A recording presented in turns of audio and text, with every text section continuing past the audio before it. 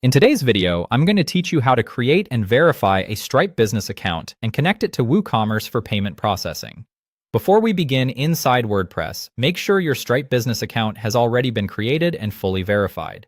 That part is important because Stripe may limit payment features until your business details are confirmed. You'll also want to confirm that your WooCommerce website is using HTTPS. In other words, your site should have an SSL certificate installed so checkout activity is secure. Since payment information is involved, this is a required foundation for a safe and reliable setup. Once that's ready, log into your WordPress dashboard and open the Plugins area.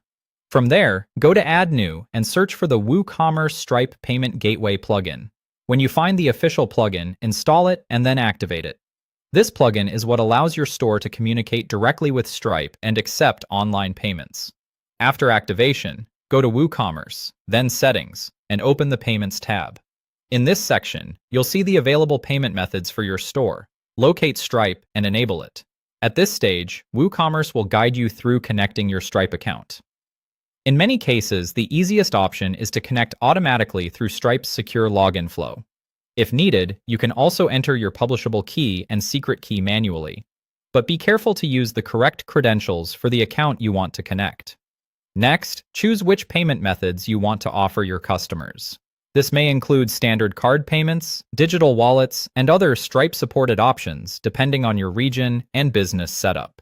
It's a good idea to only enable the methods you actually plan to support so your checkout stays simple and clear. Before accepting real customer payments, turn on test mode. This allows you to simulate transactions without charging real money. Once test mode is enabled, place a test order on your store using a Stripe test card. Go through the checkout process as a customer would, and pay close attention to how everything behaves. You want to confirm that the payment goes through smoothly and that there are no unexpected errors during checkout. After the test order is complete, check the order inside WooCommerce to make sure it was created correctly. Then sign into Stripe and verify that the test transaction appears there as expected.